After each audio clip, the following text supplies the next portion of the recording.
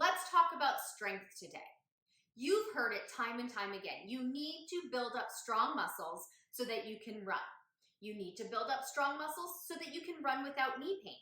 Yes, all of that is true. And that's why strength is the first S in the stressed system.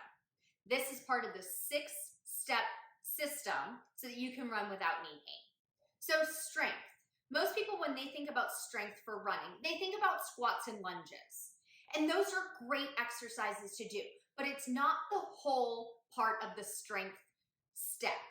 There are so many other parts of the strength step besides just squats and lunges. If you like squats and lunges, please keep doing them. I love squats and lunges, so I do them. I have clients who hate squats and lunges. I tell them don't do them. It's all about what you want to do. So when we talk about strength, we think about the whole body from head to toe. Don't just think about the knees. That's where most people fail. They think about just the knees because it's the knee that hurts, or they want to prevent knee pain from coming on or prevent knee injury. And so they think about what exercises do I use my knees for? And most people come up with squats and lunges. And yes, you're right. You do need exercises to work at the knees. However, if you have knee pain, it's because your knees are already working too hard. So why do we want to work them any harder? We don't. We actually want to work at other muscles that aren't doing their job anymore. So those other muscles are typically the hips and the ankles when we're talking about running. But like I just said, we're looking at the whole body for this. It's not just your knees that are running. It's your whole body that's involved. So we need a strength program that involves the whole body. So let's talk about from the top down. So stay with me because you are going to learn the key exercises to do for each part of the body so that you can start working on that today. Okay, so let's talk about the head and upper body. We need a strong upper body to keep good posture and make sure that we can breathe easy when we're running. If we don't have good posture and our upper back and our neck muscles aren't strong enough, we're going to start crouching over and leaning over, and then our lungs just can't fill right. So then other muscles are going to pick up the slack. If we're crunched in like this and our lungs can't expand, we're going to start using our neck muscles instead of our chest muscles to breathe. So we need to stand up tall. So we need strong necks and strong upper backs. Okay, let's look a little bit further down. Let's look at the shoulders. Our shoulders also come into play with posture with running.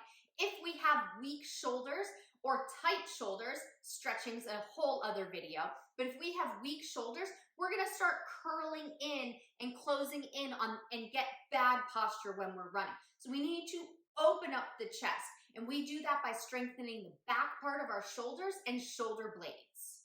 Okay, let's move down a little bit. Now we're gonna talk about our core. Our core is our foundation. If we don't have a strong core, we aren't going to be able to do anything. So you can make any exercise a core exercise by just engaging your belly. Your core gives the stable foundation so that your arms and your legs can do what they have to do. So if we're talking about running, we need a strong core, a strong foundation, so that our legs can propel ourselves forward. We need a strong core, a strong foundation, so that we can keep our upper body up in that good posture that we just talked about. So doing exercises for your core will build that strong foundation so that your legs can keep doing what they're supposed to do and propel you forward when you run. Okay, next let's talk about the hips. The hips are so important when we run. Our hips pre-position where our knees are in space. When we have weak hips, our knees are gonna knock in toward each other, or our legs are gonna cross one over the other. Neither of those is good posture nor efficient for running. So we want good, strong hips so that we can keep our bodies upright and propel ourselves forward without our knees knocking into each other or our legs crossing one over the other. Okay, let's talk about the knees. Remember when I said that squats and lunges are great exercises? If you like doing them, keep doing them. If they don't cause pain, keep doing them. If your knees are really killing you right now, you'll probably want to skip out on exercises that involve bending and straightening the knee.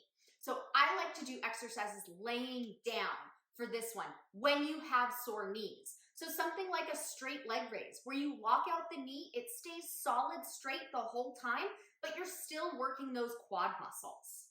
But don't forget about the back of the thigh, your hamstrings. An excellent exercise for you to do with the hamstrings is a deadlift, because then you don't have to bend and straighten your knee very much, especially if bending and straightening is painful. You can do a solid deadlift to strengthen those hamstrings without moving much at your knees. Okay, let's work our way down to the ankles and the feet. So when we're running, you'll hear that most people say you should be running on your toes. Well, if you're always running on your toes, you're always using your calf muscles. So you need to make sure your calf muscles are nice and strong. So doing things like heel raises will build up those calf muscles. It's a three-way heel raise. So your toes point out, your toes point forward, and then your toes point in. But then again, people also have shin splints. So to avoid and prevent shin splints, we need to exercise the front of the shin muscles. So those are the ones that pull your toes up. But Allie, I don't pull my toes up when I'm running. Yes, you do, especially if you're a heel runner, where your toes are pulled up so that your heel hits the ground first. Even if you run on your toes, the front of your shin muscles are still working, so you do need to keep these muscles nice and strong. Okay, so some exercises for your neck and your upper back. I love to do the rows. So you can do this on a cable machine, or you can do it with elastic bands. Make sure you have good posture the whole way through. A great exercise to do for your shoulders to keep your body upright and in great posture is a bent over row.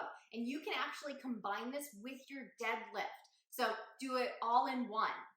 A great core exercise for you to do is on your hands and knees. Engage your tummy and do a bird dog or a modified bird dog where you're just moving your arm or your leg.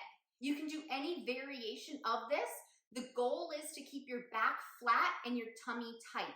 And it's your ability to keep your back flat and your tummy tight. It doesn't matter how far out your arm or your leg moves. Some great exercises to do for your hips are bridging. I even like to add an elastic band around the knees to add a little extra outward pressure. You force those knees outward while you do the bridge. You can also do the four-way monster walk. So you're walking sideways, forward, and backward to get all angles of those hips. Because remember, we don't want to just do one motion. We want all encompassing. Okay, so for strength, it's not all about doing knee strength exercise for running, because when something's in pain, it's usually not that thing that's weak. It's because that part of the body is overworking. It's picking up the slack for something else, and that's usually the hips when it's a knee problem. The hips are weak. So then the knees knock in, they aren't in good posture. You're crossing one leg over the other because the hips are weak. So strengthening those hips will take the pressure off the knees, so then your knees feel better when you run. Okay, so that's it for strength right now. Go ahead and comment below. Let me know what you took away from this so that I can cheer you on.